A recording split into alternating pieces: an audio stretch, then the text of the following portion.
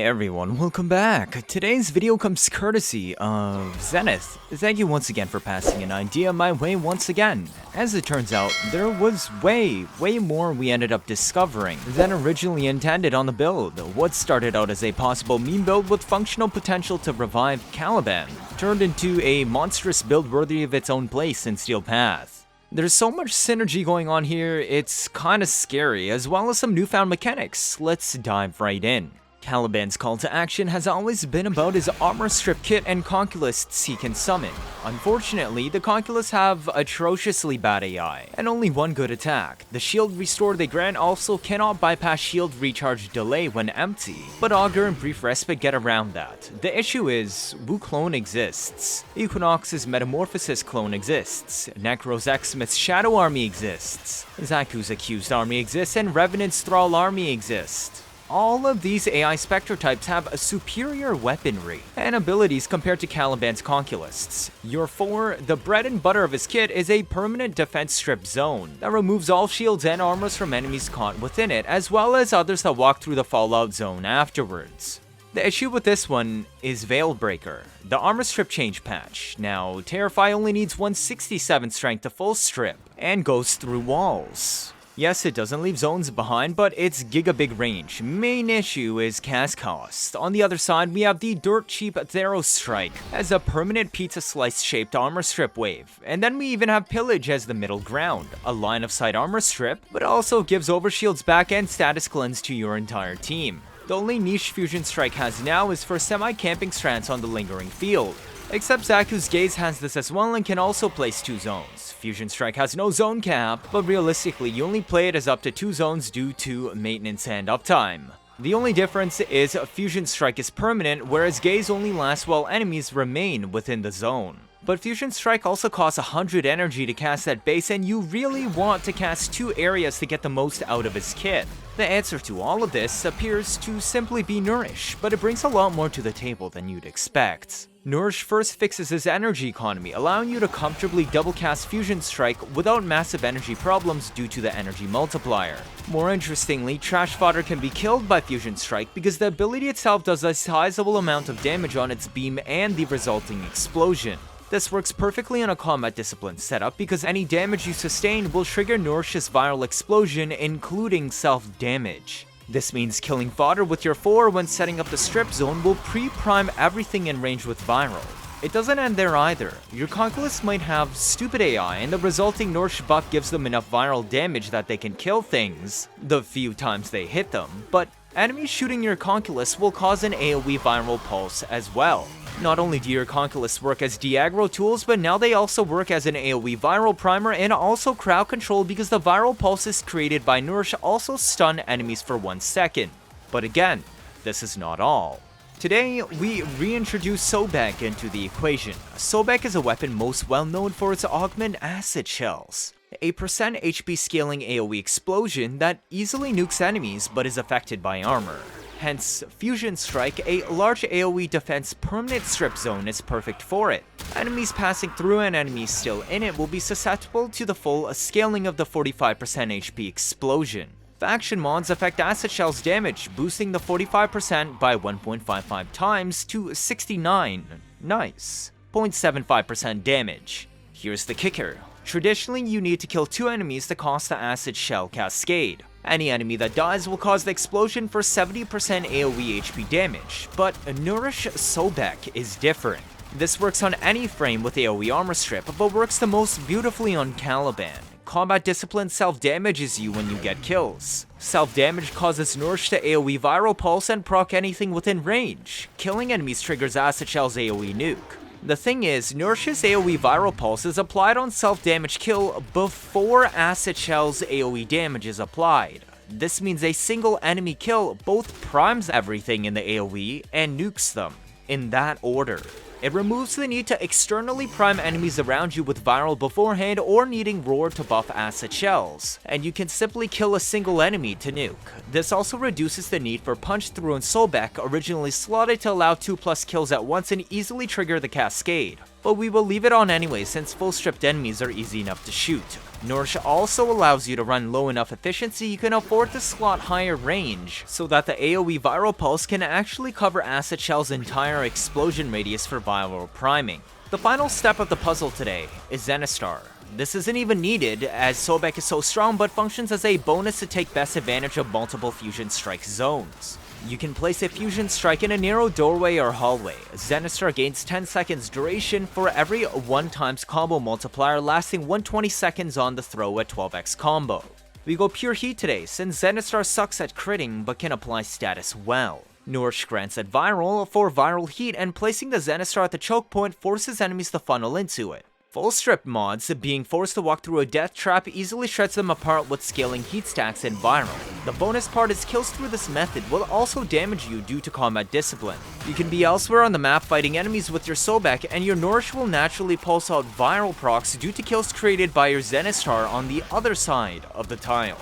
Literally free kills, viral procs, and stuns. And again, you don't even need to use this, and Sobek is already so strong in Caliban's hands. Let's look at those builds today. Caliban is on a combat discipline build as previously mentioned to trigger the AoE viral pulses from Nourish when Sobek or a Zenistar lands kills. For Sobek, the viral pulse pre-applies before Acid Shell, so Nourish is mandatory for consistent 1-kill AoE nukes. We do not bring Arcane Avenger today, because we can't fit crit damage on Zenistar properly, it already has poop crits, and Sobek can kill single enemies without it, and Acid Shells isn't affected by it. On the other hand, we slot Arcane Fury, which does affect Zenistar's disc for a 68% overall total damage buff. It's vital to keep TTKs within a reasonable window at the choke points. Energize is needed to aid the expensive economy because we are upkeeping 2 Fusion Strike zones. On a 45 efficiency build, Energize and Equilibrium is extremely important since casting 2 zones costs 310 energy.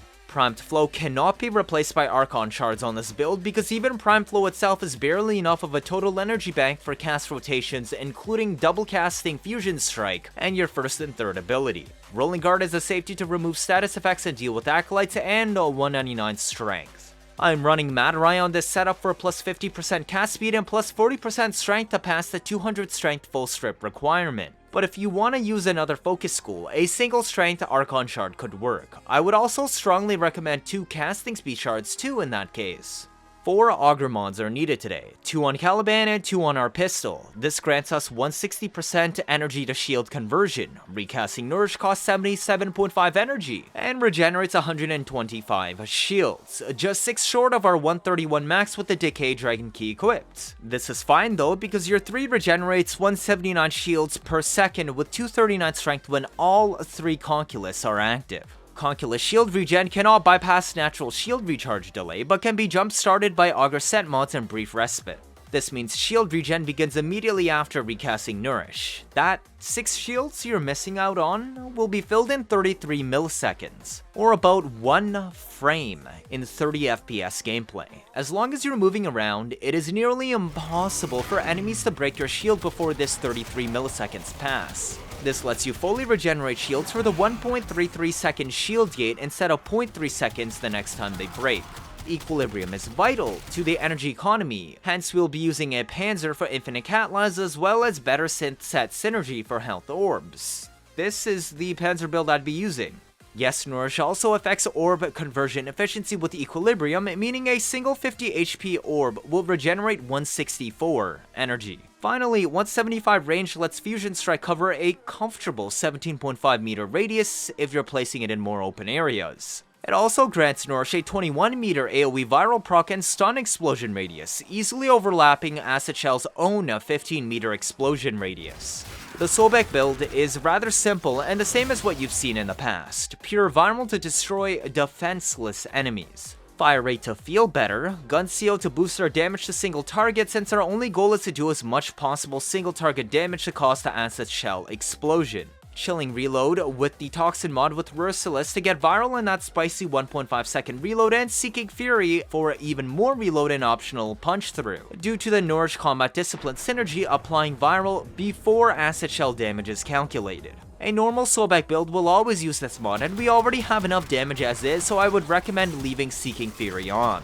The primed Bane is super important because it both affects our raw single target damage but also Acid Shell AoE damage and is the only mod you can put on your gun that affects Acid Shell damage, boosting that 45% HP to 69.75%. The single viral proc created by Nourish AoE will push this all the way to 139.5% HP damage, which is the reason why a single kill nukes everything. Epitaph is an Augur stat stick. You don't need to use your pistol on this build, just make sure it carries 2 Augur mods. So Caliban himself reaches a 4 Augur set bonus, Dexterity Arcane to make Zenistar easier to set up, and granted an extra 7.5 seconds combo duration to wind up for your heavy swing.